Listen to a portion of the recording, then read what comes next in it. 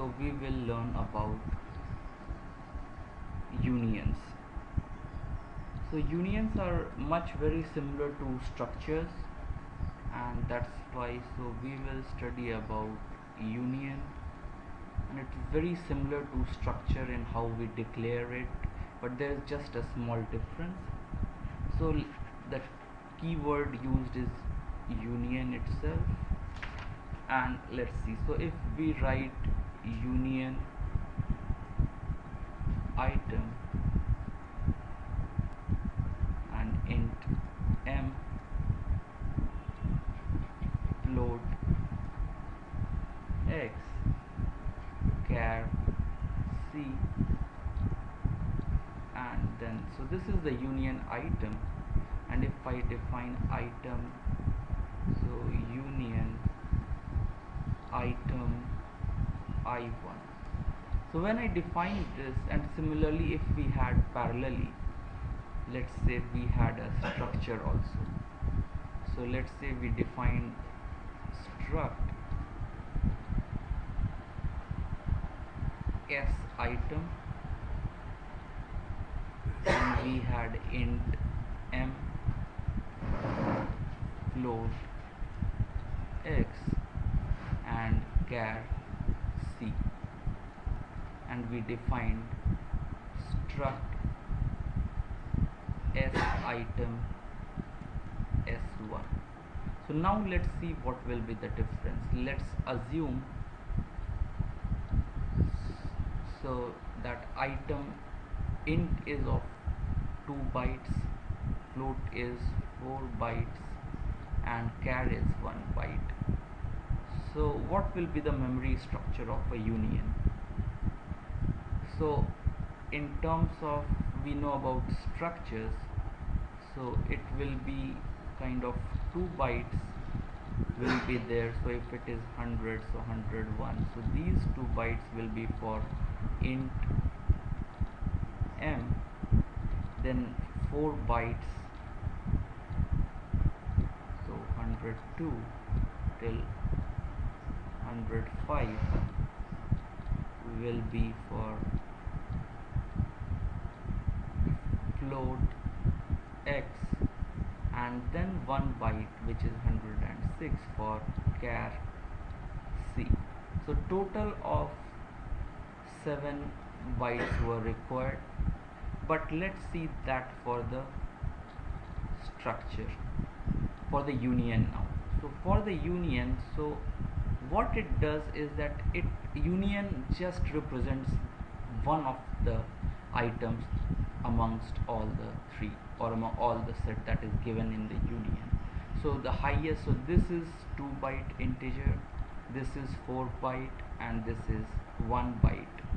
So now, so it allocates the maximum of the memory, so it's 110, 111, 112, 113. So it allocates the maximum memory that is required by one of the elements, because it only has to represent one element among all of them. So now what happens is that if I have to write, so if I write I1 dot m is equal to 12, so it means in this something like 12 will be written, but at the same time if I write I1 dot x is equal to 15.432, and then I do a printf %d and then I1 dot m. So in that case, now the coder or the programmer has to understand that whatever the last value you have written, you have the union is storing that, and now you cannot access I1 dot m and expect to get an answer 12. So it's important to store and the correct value whatever we are trying to do. So this is about structures, and the representation is very much similar to union, except that the maximum memory that is allowed is the maximum among all the elements memory size. And so if we do kind of size of I1, so it will be 4, and if you do size of S1, so it will be 7, and that's because the maximum among them is 4, and here it will be the summation, so 2 plus 4 plus 1 is equal to 7. So this is the thing we have to remember about unions.